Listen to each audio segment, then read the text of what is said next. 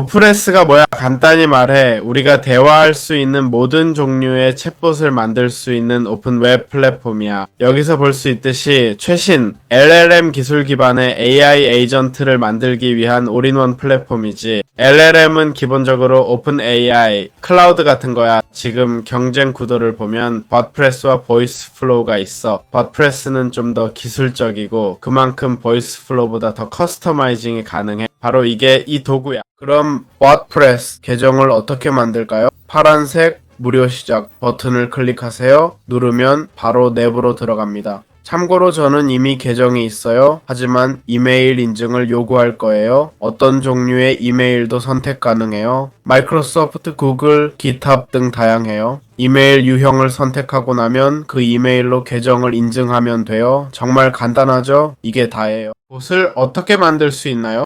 보시다시피 저는 무료 플랜으로 버드프레스에서 1개만 사용 가능해요. 더 만들려면 안 될 것 같아요. 일단 이 봇을 삭제할 수 있는지 볼게요. 홈에서 Create 봇을 클릭하고 이름을 입력한 후 생성하면 돼요. 예전엔 템플릿 선택이나 처음부터 시작 옵션이 있었어요. 지금은 그런 게 없네요. 봇을 열려면 에디팅 스튜디오를 클릭하면 돼요.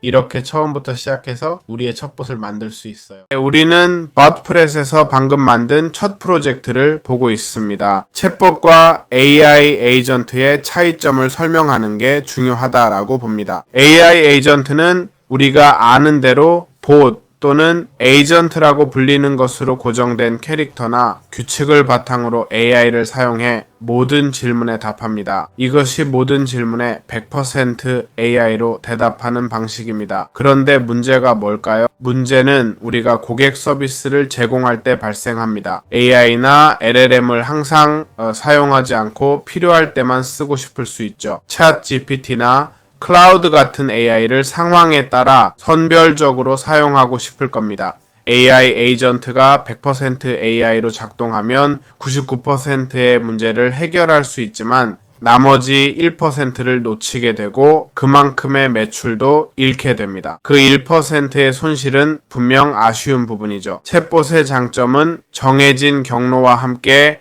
AI를 통합할 수 있다는 거예요. 이것이 바로 둘의 주요 차이점과 각각의 이점입니다.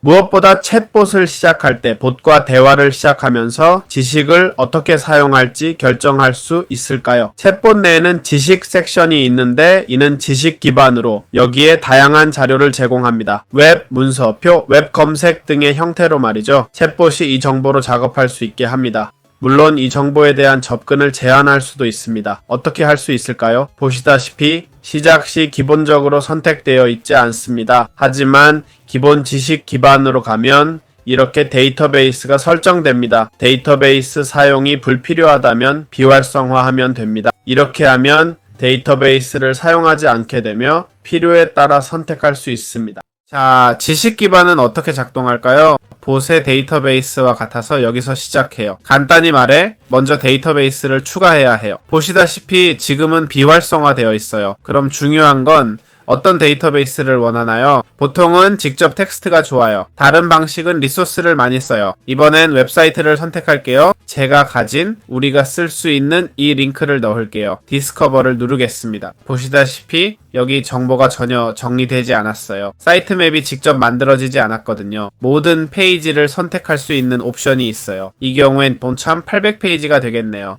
그 중에서 우리에 대해 부분만 알고 싶다고 해봐요. 여기 있네요. 우리 이 페이지를 추가할게요. 우리 부분만 추가했어요. 자, 이제 여기 있네요. 이제 테스트해서 정보가 맞는지 확인할 수 있어요. 좋아요. 워드프레스에서 첫 카드를 어떻게 만들까요? 기본적으로 이 시작을 사용할 거예요. 클릭하면 표준 노트를 추가할 수 있어요. 선택할 수 있는지 볼게요. 여기 있네요. 보시다시피 표준 노트는 이렇게 작동해요. 오른쪽에서 왼쪽으로 연결되고 마지막엔 다시 오른쪽으로 갑니다. 여기 표준이 있고 원하는 이름을 지을 수 있어요. 예를 들어 시작이라고 해볼까요? 여기에 카드를 추가할 수 있어요. 보시다시피 이 모든 것들이 카드예요. 중요한 건 추가하고 싶은 게 있다면 오픈 AI와 이미지 생성 같은 AI 도구 옵션들이 있어요. 챗봇의 흥미로운 점은 정보를 캡처할 수 있다는 거예요. 동의하시나요? 우리가 입력한 데이터베이스를 기반으로 해요. 그래서 우리가 할 건 원시 입력을 넣는 거예요. 커서를 올리면 정보 캡처 등이 표시되어 raw input를 끌어다 놓을게요. 이건 지워도 돼요. 이제 사용자에게 물을 질문을 입력할 거예요. 뭘 물어볼까? 필요한 걸 물어보세요. 궁금한 걸 물어보세요. 여기서 변수를 선택하거나 만들 수 있어요. 예를 들어 여기서 answer 변수를 만들어요. 이렇게 answer 변수가 생겼어요. 이 변수는 이 워크플로우에서만 작동해요. 다른 워크플로우를 만들면 이 변수는 저장 안 돼요. 그래서 사용자별로 워크플로우를 바꿔야 해요. 이 변수는 모든 워크플로우에서 사용 가능해요. 이제 우리가 원하는 걸 조금 만들었어요. 테스트를 해볼게요. 보세요. 필요한 걸 물어보라고 하네요. 여기서 우리가 할 수 있는 건 에띵이 뭔지 물어봤어요. 제 웹사이트 이름이에요. 지식 기반에 있는 이름이 뭐예요? 답변을 찾았다고 하네요. answer가 변수 섹션에 저장됐어요. 대화가 끝났대요. 이렇게 해봤어요. 다른 워크플로우의 변수를 어떻게 사용할까요? 이 변수를 다른 워크플로우에 쓰고 싶다고 가정해 봅시다. 워크플로우 섹션을 넣고 사용자 모드로 설정하면 됩니다. 이제 보단에서 여러 워크플로우를 만들고 워드프레스에서 이 변수를 재사용할 수 있어요. 변수 만드는 법을 모르시면 플러스 버튼 누르고 이름과 변수 유형을 설정하면 돼요. 텍스트, 불리언, 숫자, 날짜, 객체 등 다양한 유형이 있습니다. 설명을 추가하면 변수의 용도를 쉽게 기억할 수 있어요. 챗봇에서 변수를 만들거나 사용자에게 이름을 물어볼 수 있죠. 이름을 입력받고 그 이름으로 환영 인사를 할 수 있습니다. 이게 시작하기에 좋은 방법이에요. 지금 있는 내용을 모두 선택해서 지우겠습니다. 마인으로 가서 스탠다드 노트를 선택하고 start와 end에 연결할게요. 카드를 추가하고 먼저 root inputs 카드를 넣을 거예요. 이 카드로 사용자에게 질문을 할 수 있어요. 사용자에게 안녕하세요, 이름이 뭐예요? 라고 물어볼 거예요. 이 이름을 name 또는 username이라는 변수로 저장할게요. 이 변수를 편집해 모든 워크플로에서 작동하게 하려면 사용자 모드로 바꾸고 저장한 뒤 워크플로를 지우면 돼요. 그러면 username이 됩니다. 여기선 의미 없으니 knowledge base를 비활성화하고 데이터베이스를 사용하면 돼요. 이제 우리가 할 일은 환영 메시지를 추가하는 거예요. welcome이라고 쓰고 어렴 기호를 넣을 건데 여기서 어러를 선택하고 유저네임을 고르면 돼요. 이제 테스트를 누르고 봇을 테스트 해볼게요. Hello, which is your name? 제 이름이 OneClick이라고 입력하면 환영합니다. OneClick님이라고 답해요. 이렇게 하면 챗봇에서 모든 사용자를 환영할 수 있어요. 워드프레스에서 조건문을 어떻게 사용할 수 있을까요? 지금 상황은 제가 인사하면 봇이 환영 인사를 하고 제 이름을 물어본 뒤 제가 이름을 말하면 그 이름으로 환영 인사를 합니다. 그리고 나서 제가 무엇을 필요로 하는지 물어봅니다. 만약 제가 특정 이름이라고 하면 봇이 특정 행동을 하길 원한다고 가정해 봅시다.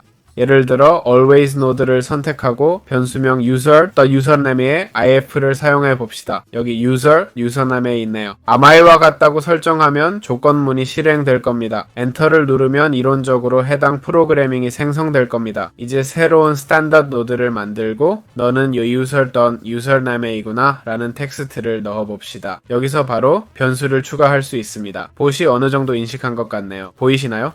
이제 제가 마이케라고 하면 아 맞아 너는 마이키구나 라고 말합니다. 이게 우리가 원했던 거예요. 자 이제 입문에 대해 좀 더 살펴보겠습니다. 마지막 입문은 자동으로 실행돼요. 엔터 누르면 실행될 거예요. 안 돼서 직접 썼어요. username이 마이면 마이키라고 해요. 이제 테스트 해볼게요. 봇한테 이름 물어보게 했어요. F 입력하면 환영 메시지 나와요. 다시 물어보면 이름 묻겠죠. 마이케라고 하면 맞다고 할 거예요. 이렇게 인식할 수 있어요. 조건문 만드는 간단한 예시예요. 좋아요기에 바프레스에서 고정 질문을 어떻게 만들 수 있는지 봅시다. 알겠죠? 고정 질문이란 한번 볼게요. 알겠죠? 아래로 내려가서 싱글 초이스를 클릭합니다. 알겠죠? 선택하고 드래그하면 지금 보시는 것처럼 잠깐만요. 보시다시피 이 싱글 초이스 섹션이 있습니다. 여기서 사용자에게 질문을 할 수 있어요. 예를 들면 무슨 문제가 있나요? 그렇죠? 오류, 플래시북 중 선택하게 할 거예요. 더하기를 눌러 더 많은 옵션을 추가할 수 있어요. 또는 질문, 의문 또는 환불 같은 것도요. 알겠죠? 기본적으로요. 뭘 원하세요? 뭐 상관없어요. 질문은 개선해야겠네요. 이제 이 싱글 초이스를 정리해 볼게요. 지금 세 가지 선택지가 있어요. 이제 제가 여기로 돌아갈게요. 새로 고침을 누릅니다. 테스트 어 봇을 클릭해요. 이제 봇이 이름을 물어볼 거예요. 내려볼게요. 다시 해볼까요? 테스트 어 봇. 봇이 뭐가 필요하세요? 라고 물어요. 오류 질문 환불 중 뭐가 있나요? 오류를 선택해요.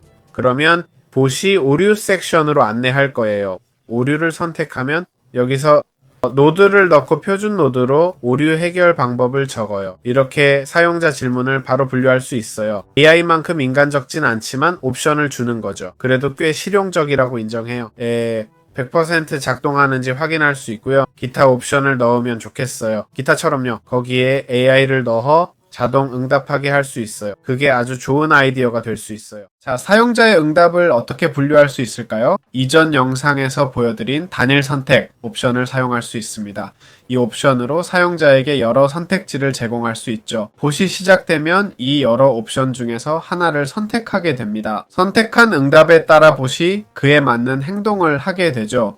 그리고 이런 옵션 중 하나를 기타로 설정할 수 있다고 말씀드렸죠. 인공지능을 직접 사용하지 않고 이렇게 한다고 가정해 봅시다. 그래서 우리는 이 기타 옵션을 가지고 있습니다. 여기에 표준 노드를 놓고 작업할 건데 이미 만들어 놓은 걸 정리해 볼게요. 응답을 좀 더 인간적으로 분류하려면 기타를 제거하고 다시 설정해야 합니다. 먼저 우리가 할 일은 답변을 파악하는 거예요. 여기서는 원시 입력을 드래그하는 방식을 사용하고 있어요. 워크플로우 답변 변수를 만들어 결과를 저장할 거예요. 이게 제가 한 전부예요. 더 필요한 건 없어요. 원하면 키 시각화도 문제없이 비활성화할 수 있어요. AI 전환을 추가했는데 이건 텍스트를 분류하는 기능이에요. 어떤 텍스트를 분류할까요? 바로 답변이죠. 결과는 어디에 저장될까요?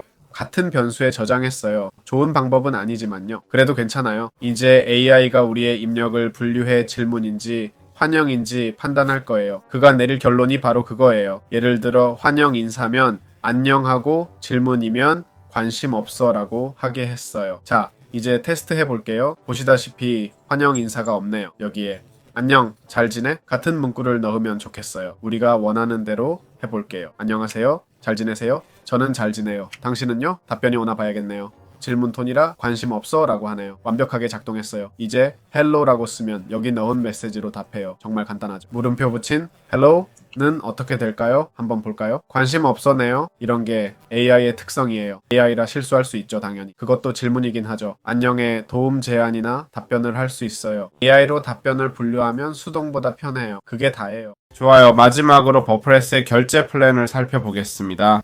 기본적인 것들을 많이 알려드렸죠. 물론 원하면 더 기술적으로 들어갈 수 있어요. 이 가이드가 잘 되면 더 기술적인 두 번째 가이드를 만들 수도 있겠네요. 빌링으로 가서 플랜스를 볼게요. 보시다시피 봇 테스트용으로 $5를 무료로 제공합니다. 무료 플랜은 봇 1개, 월 500 메시지나 이벤트를 제공해요. 작업 공간 1개, 테이블 열 1000개, 저장 공간 100MB예요. 정보 보존 30일, 초당 API 요청 100개입니다. 커뮤니티 지원과 $10 무료 크레딧도 있어요. $9 플랜은 비슷하지만 봇 2개에 1개는 항상 활성화돼요. 매월 5000 이벤트나 메시지 2명 협업 가능해요. 10만 개 보드 1GB 용량이에요. 대부분에게 필요한 건 항상 작동하는 봇이죠. 전형적인 고객 지원 봇이 답변해요. 이게 대부분 사람들이 필요로 하는 거예요. 프로라면 사업이 잘 돌아갈 때 팀을 추천해요. 왜냐고요? 이 부분 때문이에요. 분석과 실시간 채팅 지원이 있거든요. 분석 기능도 여기 포함되어 있어요. 10일간 데이터를 보관해요. 피러스처럼 많은 행과 세개 봇이 항상 활성화돼요. 이건 정말 프로고 3개 봇이 필요할 때예요. 봇 하나만 필요하면 피러스로 충분할 거예요. 간단하죠. 월간 요금제는 79불 대신 90불이에요. 통화 단위는 없지만 달러로 보면 돼요. 그래서 이렇게 간단해요. 도움이 되셨길 바랍니다. 다음 영상에서 또 만나요. 안녕히 계세요. 좋아요. 실험 후 봇을 어떻게 게시할 수 있는지 알아봅시다. 기본적인 부분을 조금 가르쳤지만 당연히 더 많은 것들이 있어요. 더 기술적인 부분도 할 수 있습니다. 오른쪽 상단에 게시 버튼만 누르면 돼요. 그러면 봇이 활성화되어 사용자와 상호작용 준비 완료 메시지가 뜹니다. 이제 복사해서 붙여 넣으면 봇을 사용할 수 있어요. 물론 봇은 원하는 곳, 예를 들어 웹사이트에 넣을 수 있죠. 정말 쉽죠? 참고로 이 봇은 삭제할 거니까 사용하지 마세요. 네, 정말 간단해요. 도움이 되셨길 바랍니다.